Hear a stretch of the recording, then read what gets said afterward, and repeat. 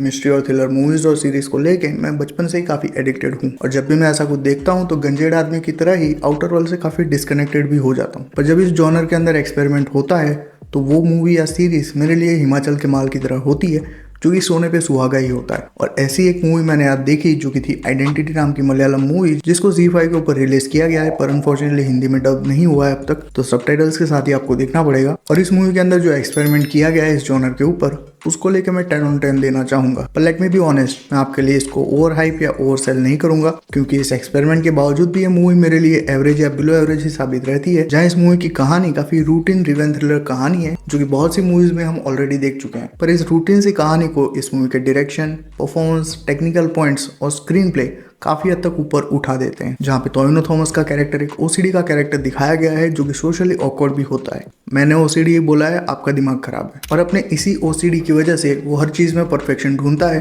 और साथ ही वो आर्ट्स में भी काफी टैलेंटेड होता है, जिसके चलते वो किसी के भी डिस्क्रिप्शन के ऊपर से स्केच बना सकता है। और अपने इसी स्किल का यूज करके वो पुलिस की हेल्प करता है केस को सॉल्व करने में, जहाँ पे त्रिशा हमें देखने को मिलती है एज अ विटनेस जिसने एक किलर को देखा है। ये मूवी एक्चुअल क्राइम से शुरू तो होती है, पर क्राइम क्या हुआ है और इस क्राइम को लेके जो भी इन्फॉर्मेशन है उसको ये मूवी किश्तों में हमारे सामने पेश करती है through out it's run time. और जैसा किसी भी रूटीन मिस्ट्री थ्रिलर का टेम्पलेट होता है, पहले क्राइम दिखाना, फिर इन्वेस्टिगेशन करना और फिर एंड में किसने किया और क्यों किया पे आना, ये मूवी उसको भी फॉलो नहीं करती। जहाँ पे क्राइम तो हमें पूरा दिखाया नहीं जाता पर किसने किया ये फर्स्ट हाफ में हमारे सामने रिवील होता है और सेकंड हाफ उस क्राइम के पीछे के रीजन के ऊपर बात करता है। जहां टोविनो थॉमस के इस कैरेक्टर को 360 डिग्री घुमा के हमारे सामने पेश किया जाता है सेकंड हाफ के अंदर, जो कि कुछ लोगों के लिए डिलाइटफुल होगा तो कुछ लोगों के लिए काम ना भी करे। मूवी के पॉजिटिव की अगर हम बात करें तो जैसा मैंने बोला कि इसका डायरेक्शन, इसके टेक्निकल पॉइंट्स यानी कि इसकी लाइटिंग, सिनेमेटोग्राफी और म्यूजिक, ये सभी चीजें काफी अच्छे से कॉम्प्लीमेंट करती है इस मूवी की थीम को। और साथ ही इसके नॉन लीनियर स्क्रीन प्ले को इसकी एडिटिंग स्टाइल काफी अच्छे से मैनेज भी करती है। और उसके ऊपर से टोविनो थॉमस का परफॉर्मेंस,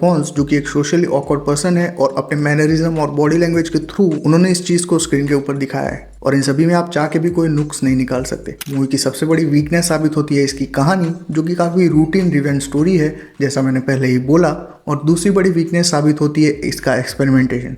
हाँ, मुझे पता है कि मैंने 10 on 10 बोला है, पर ये एक्सपेरिमेंटेशन सेकंड हाफ में कहीं ना कहीं ओवरकिल मोड पे चला जाता है, जो कि इसको मिस्ट्री के जॉनर से बाहर निकालता है और एक्शन थ्रिलर मूवी बना देता है। और इसके अंदर आपको एक चेस सीक्वेंस और एक हैंड टू हैंड कॉम्बैट देखने को मिलेगा, जिसका एक्शन, कोरियोग्राफी और डिजाइनिंग काफी अच्छे से काम करती है। और साथ ही एक्टर्स जो इसमें इन्वॉल्व है उनके स्टंट भी काफी अच्छे से किए हैं। पर कहीं ना कहीं ये मूवी फर्स्ट हाफ में जो मिस्ट्री वाला एनवायरनमेंट क्रिएट करती है उसको सेकंड हाफ में कैरी फॉरवर्ड नहीं करती, जिसको देखने के बाद आपको ऐसा ही फील होगा जैसा लड़की की फेक आईडी के साथ हफ्तों तक बात करने के बाद जब आपको पता चलता है कि वो आपका दोस्त ही था। तो इसी तरह की कुछ फीलिंग आपको आती है सेकंड हाफ को देखते हुए।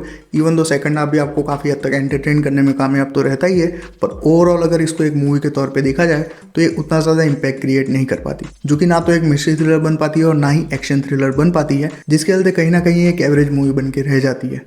तो अगर आप इस तरह की मूवीज देखना पसंद करते हो तो इस मूवी को चेकआउट कर सकते हो। पर एक फेयर वार्निंग मैं दे रहा हूँ कि ये मूवी जो है वो काफी ज्यादा डायलॉग हैवी है और अब तक हिंदी में डब नहीं हुई है, तो अगर आपको देखनी है तो सबटाइटल्स के साथ देखना पड़ेगा, तो उस चीज को ध्यान में रख लेना। विद दैट बीइंग सेड, ये था मेरा ओपिनियन इस मूवी को लेके। अगर आपने ये मूवी देख रखी है तो कमेंट्स में अपना ओपिनियन शेयर कर सकते हो, ऑफकोर्स बिना स्पॉइलर के। और वीडियो पसंद आया तो लाइक भी कर देना, बहुत पसंद आया तो चैनल को सब्सक्राइब कर लेना। मैं मिलता हूँ इसी तरह के एक और वीडियो में, तब तक कीप बीइंग फिक्शन फैंस।